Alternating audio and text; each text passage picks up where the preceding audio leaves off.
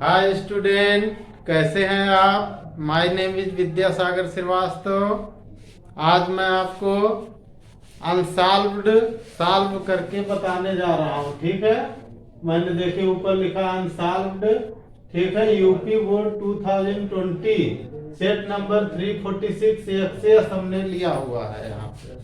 ठीक है, इसमें पहला क्वेश्चन ऑब्जेक्टिव है। पहला क्वेश्चन देखो student, the unit of electric flux is, the unit of electric flux is.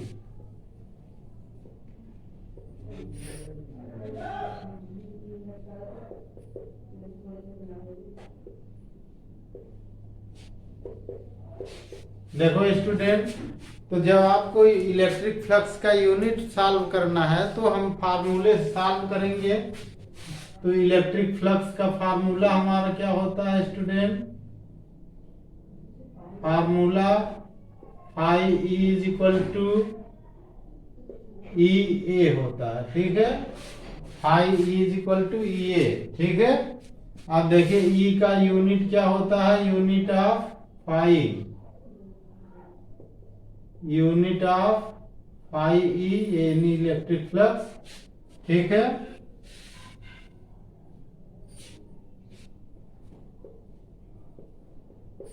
Unit of phi E is equal to, अब यहाँ इलेक्ट्रिक फील्ड का यूनिट हमें चाहिए और एरिया का यूनिट चाहिए। ठीक है, तो इलेक्ट्रिक फील्ड का यूनिट होता है वोल्ट अपॉन मीटर।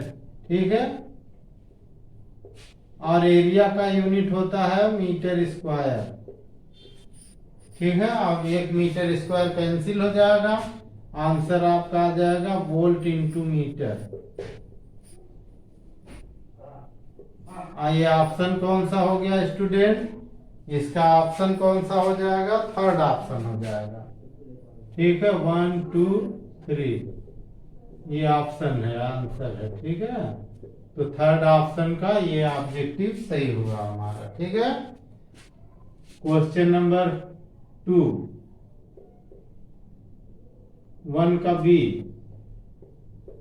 ठीक है, बी पार्ट अब हम लोग देखेंगे इसका। ठीक है, बी पार्ट में देखिए स्टूडेंट, एक वायर को इक्विलेटरल ट्रायंगल के फॉर्म में बेंड कर दिया गया। ये wire of 40 ohm resistance is bend in the form of equilateral triangle. अब देखिए स्टूडेंट, ऐसे इक्विलेटरल ट्रायंगल के फॉर्म में हमने रेजिस्टेंस को बेंड कर दिया। ठीक है, ये ऐसे बेंड कर दिया हमने। ठीक है, अच्छा अब ये पूरा 24 ओम है, तो 1 कितना हो जाएगा? ये हो जाएगा 8 ओम, ये भी 8 ओम हो जाएगा, ये भी 8 ओम हो जाएगा। ये तो आप समझ ही रहे हैं स्टूडेंट। इसका नियम रख दीजिए, ए बी सी, कोई भी नाम रख सकते हैं आप। ठीक है, टोटल रेजिस्टेंस 24 दिया हुआ है सबका। देखिए दिया है कि एक वायर ऑफ रेजिस्टेंस, तो total resistance of the wire, total resistance of the wire is 24 ohm. ठीक है, आप देखिए then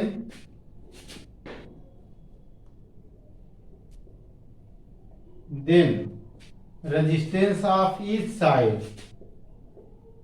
resistance of each side. अब देखो, जब इसी से बना दिया, काट करके रेजिस्टेंस लगा दिया, तो ईच साइड का रेजिस्टेंस कितना हो जाएगा? 24 ओम बाई 3 इज इक्वल टू 8 ओम आ गया।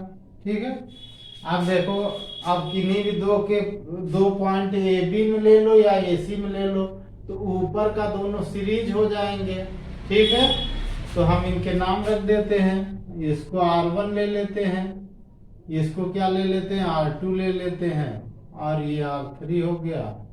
ठीक है, अब देखिए बिटवीन ए टू बी,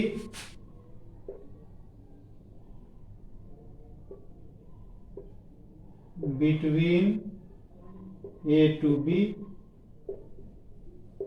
ठीक है, R R A C B कितना होगा देखो 8 + 8 = 60 ओम हो गया।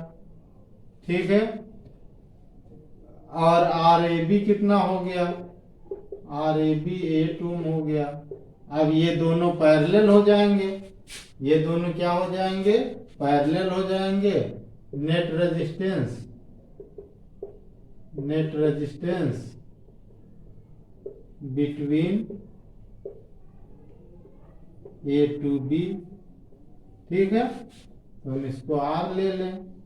ठीक है, तो R = क्या हो जाएगा, पैरेलल का फार्मूला कैसे लगाते हैं, जो ऊपर मल्टीप्लाई कर देंगे, नीचे ऐड कर देंगे। R A C B into R A B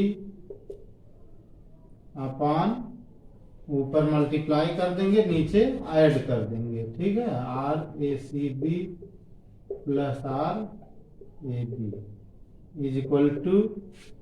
16 × 8 upon 16 + 8। ठीक है, = कितना आ गया स्टूडेंट, 16 × 8 अपान 16 + 8 24 हो गया। ठीक है, 8 से इसको डिवाइड कर दो, 3 आ गया, 16/3 ओम आ गया। ठीक है, अब आंसर इसको आप दिखा सकते हैं, आंसर दिया हुआ है, सेकेंड आंसर इसमें आ रहा है। ठीक है, तो आंसर हमारा कौन सा हुआ, सेकेंड हुआ।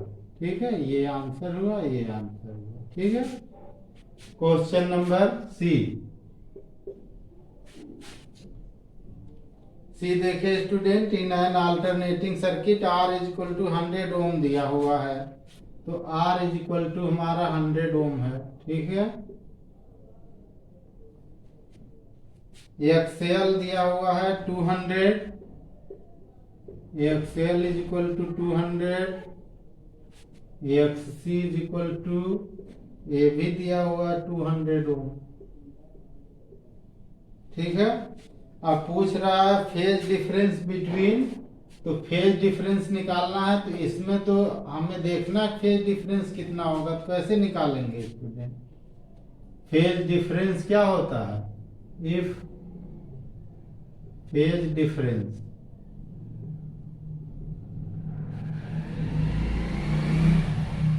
किसके बीच में फेज डिफरेंस है, वोल्टेज एंड करंट के बीच में है। ठीक है, वोल्टेज और करंट के बीच में phase difference, if phase difference is 5, ठीक, देन tan phi =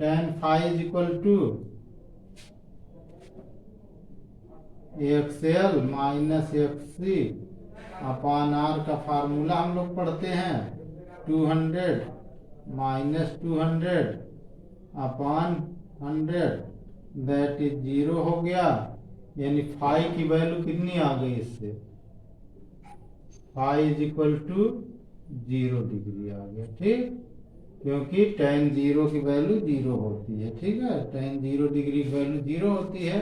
इसमें हमारा जो ऑप्शन आ गया, इसमें फर्स्ट आ गया, पहला आ गया, ये आंसर हो गया। ठीक है, बी ये आउट ऑफ सिलेबस है।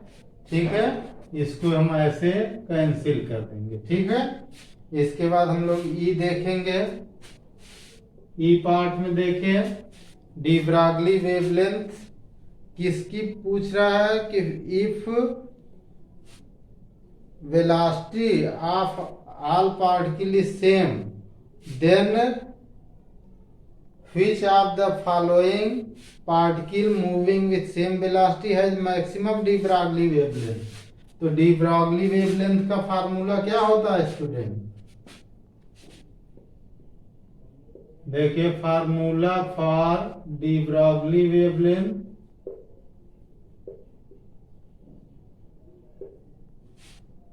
क्या होता है, कौन बताएगा,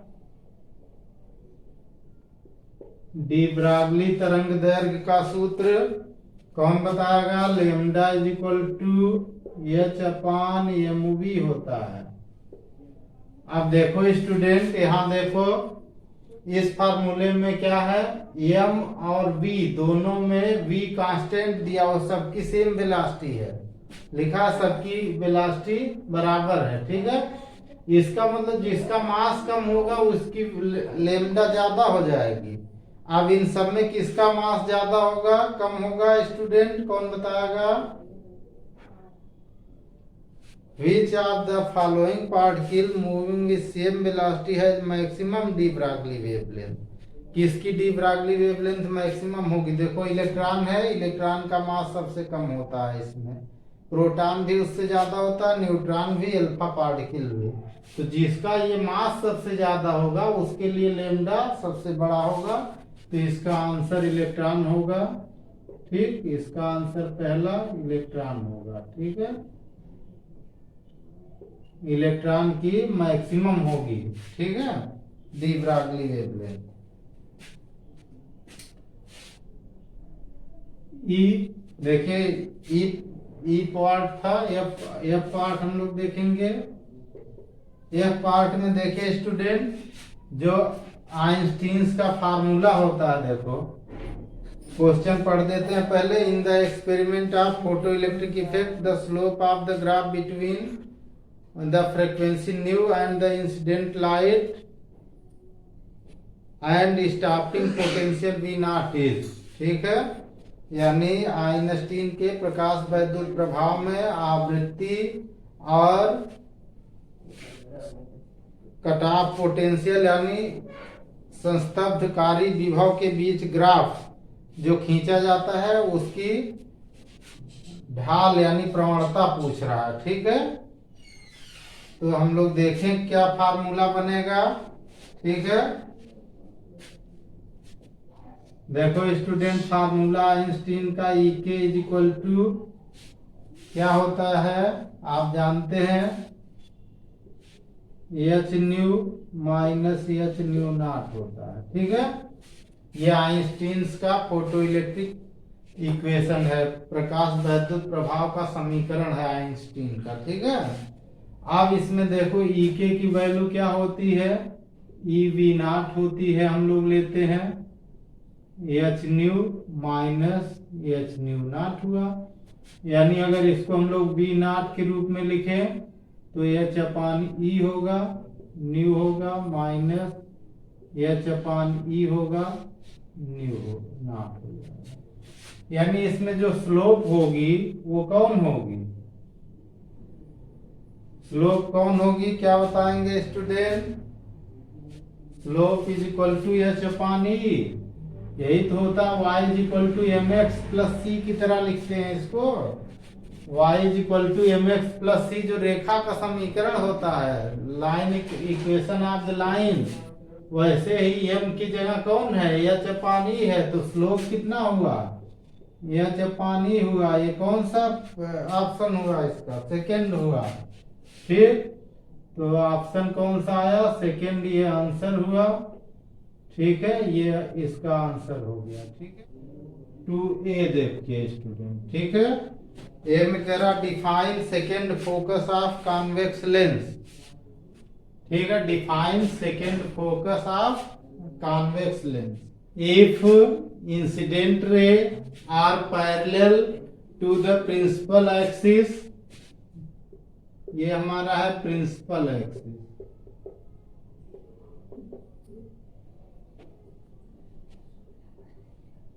ठीक है।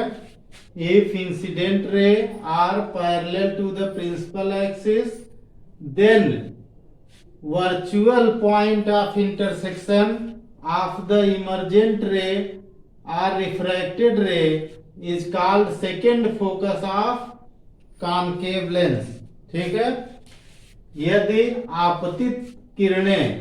आपतित किरणें मुख्य अक्ष के समांतर हैं तो अपवर्तित किरणों का आभासी कटान बिंदु द्वितीय फोकस कहलाता है, ठीक है। सुनिए, सुनकर खुद लिखिए, ठीक है। क्वेश्चन नंबर 2B, ये आउट ऑफ सिलेबस है, इस पर हम कोई बात नहीं करेंगे। Number 2E, explain the meaning of photo electric work function. देखो student, required minimum energy for emission an electron from a metal surface is called photo electric work function. ठीक है, यानी किसी धातु के पृष्ठ से इलेक्ट्रॉन उत्सर्जित करने के लिए दी गई न्यूनतम ऊर्जा को उस धातु के लिए वैद्युत कार्य प्रकाश वैद्युत कार्य फलन कहते हैं। ठीक है, what is meant by wattless current और 2D सी निकल चुका है, सी हमने बता दिया, डी निकला हुआ है, डी हमारा है what is meant by wattless current, ये हमारा निकला हुआ है। ठीक है, आउट ऑफ सिलेबस है। 2E देखिए स्टूडेंट, 2E में डिफाइन पोटेंशियल ग्रेडियंट। ठीक है, the decreasing in potential with increasing distance is called potential gradient. ठीक है, decreasing in potential with increasing distance is called potential gradient, यानी दूरी के साथ विभव पतन को विभव प्रवणता कहते हैं। दूरी के साथ विभव पतन को विभव प्रवणता कहते हैं। और विभव प्रवणता का जो हम लोग फार्मूला लिखते हैं, E is equal to minus का delta V upon delta x लिखते हैं, ये इसका फार्मूला लिखते हैं। ठीक है, क्वेश्चन नंबर 2F। ठीक है, define current sensitivity of a moving coil galvanometer.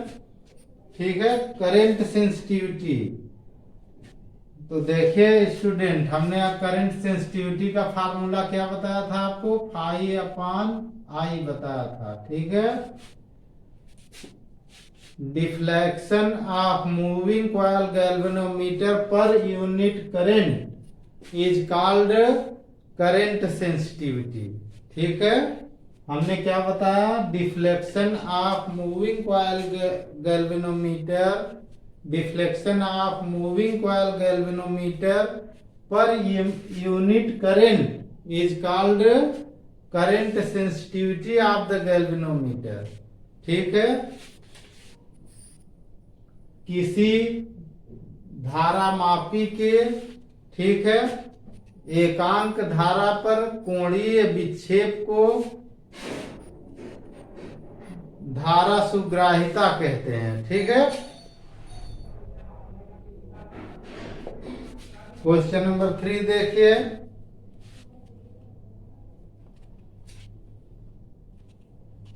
What is the phase difference between current and voltage in pure inductive alternating circuit. अगर हमारा प्योर इंडक्टिव लगा है तो इंडक्टिव मतलब कॉइल होगी। ठीक है, ये इंडक्टर ऐसे बनता है, ये अल्टरनेटिंग सर्किट लगता है, करंट लगती है ऐसे। ठीक है, यहाँ हम लोग लिखते हैं V is equal to V0 sine omega T for pure inductor, pure inductor. ठीक है, फेज डिफरेंस कितना होता है, phase difference between current and voltage, phase difference को हम लोग क्या लिखते हैं, phase difference phi is equal to 90 degree होता है। ठीक है, प्योर इंडक्टर अगर है तो फेज डिफरेंस कितना होता है, करंट और इंडक्टर के बीच में 90 डिग्री होता है। ठीक है, ये VL होता है, ये I होती है, तो इनके बीच 90 डिग्री का एंगल होता है। ठीक है, अच्छा, अब अगला कह रहा है write down the formula for inductive reactance. तो इंडक्टिव रिएक्टेंस का फार्मूला होता है, inductive reactance XL is equal to omega L, इसी को हम लोग लिखते हैं 2πfL। ठीक है, ठीक है, ये इंडक्टिव रिएक्टेंस का फार्मूला होता है। ठीक है, अगला हम लोग देखेंगे स्टूडेंट क्वेश्चन नंबर नेक्स्ट हमारा अगला क्वेश्चन क्या है स्टूडेंट?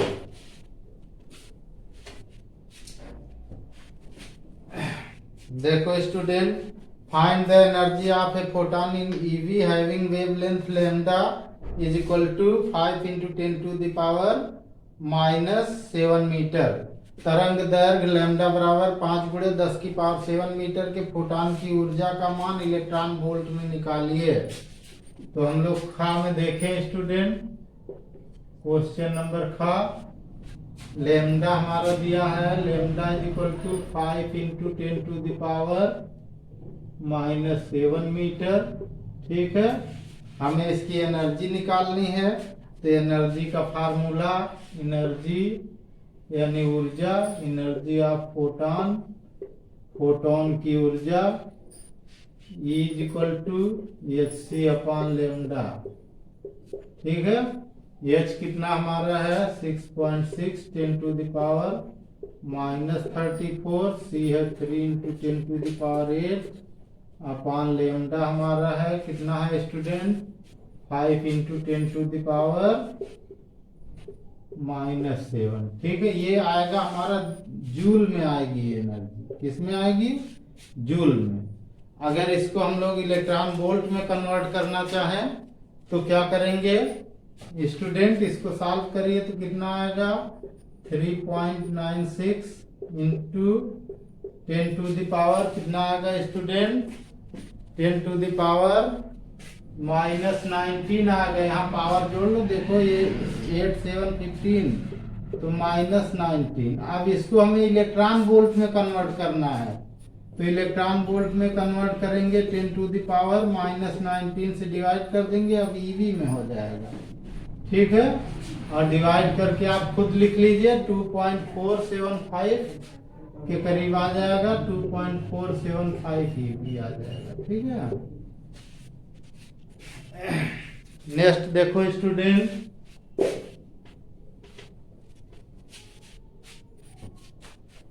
क्वेश्चन नंबर सी हम लोग देखेंगे। ठीक है, ये खा क्वेश्चन लिखा है, इसको आप इंग्लिश वाले बी लिखेंगे, हिंदी वाले खा पढ़ते हैं। ठीक है, गा देखिए, यदि प्रिज्म का कोण और न्यूनतम विचलन कोण बराबर है तो प्रिज्म का अपवर्तनांक लिखिए। इफ एंगल ऑफ प्रिज्म, तो एंगल ऑफ प्रिज्म को हम लोग ए लिखते हैं। क्या लिखते हैं? ए। ठीक है, और कह रहा and angle of minimum deviation को हम लोग क्या लिखते हैं? Delta M. ठीक है, क्वेश्चन कह रहा है ये भी ए के इक्वल है, दोनों इक्वल हैं। ठीक है, then find the refractive index of material of the prism. तो रिफ्रैक्टिव इंडेक्स का फार्मूला क्या होता है?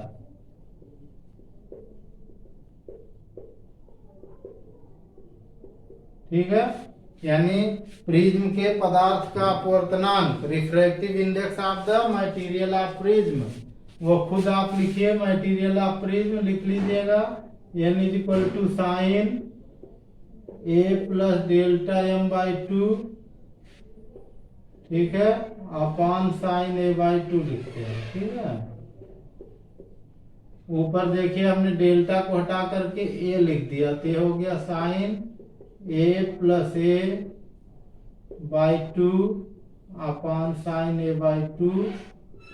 ठीक है, इसको और आगे हमने एक लाइन बढ़ा दिया तो 2a हो गया, ये हो गया ऊपर साइन a हो गया, 2a से 2 कट गया, अपान साइन a/2 हो गया। ठीक है, ऊपर देखो, ऊपर a में a आया, 2a हुआ, 2 से 2 कट गया, a बचा है। अब यहाँ साइन 2a का फार्मूला हम लोग लगाएंगे, तो ये हो जाएगा 2 साइन a/2 cos a/2। ठीक है, ये साइन 2a का फार्मूला हमने अप्लाई कर दिया साइन में ऊपर, और साइन a/2 कैंसिल हो गया। ठीक है, साइन a/2 ये कैंसिल हो गया, ये साइन a/2 cos a/2 आ गया। ठीक है, साइन a/2 कैंसिल हो गया, इज इक्वल टू आ गया 2 cos a/2 n is equal to. ठीक है,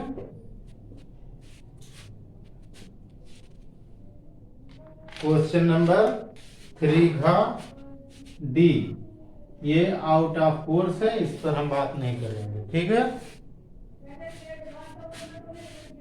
अब इधर का रफ करें स्टूडेंट, उधर का भी रफ कर दें पूरा, क्योंकि अब बड़े क्वेश्चन शुरू होंगे। ठीक है, हटा रहे हैं स्टूडेंट।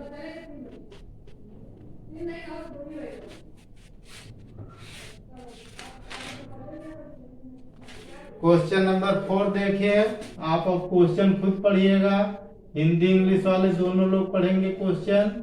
अब हम क्वेश्चन पढ़ने में टाइम नहीं बिताएंगे, ठीक है, जो दिया हुआ उसके आधार पर सॉल्व करेंगे। ठीक है, पहला देखिए दिया है कॉनकेव लेंस दिया है, कॉन्वेक्स लेंस दिया है, इनकी पावर दी हुई है, पावर P1 दिया हुआ है 10 डायोप्टर और P2 दिया है माइनस का।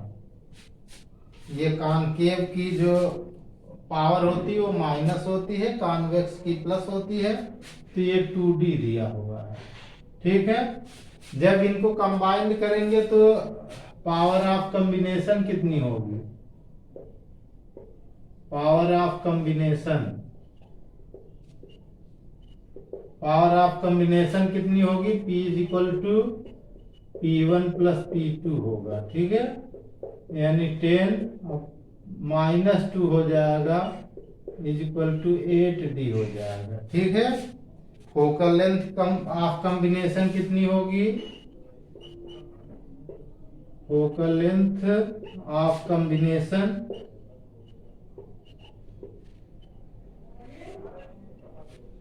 ठीक, F is equal to 100/P centimetre में आ जाएगा, तो 100/8 सेंटीमीटर आ जाएगा। कितना डिवाइड हो गया स्टूडेंट? डिवाइड करने कितना आया? 12.5। ठीक है, इतना सेंटीमीटर। इसका नेचर है कॉन्वेक्स, क्योंकि फोकल लेंथ प्लस में आ रही है, यही नेचर है इसका। ठीक, नेचर आप यहाँ लिख देंगे ऐसे, नेचर।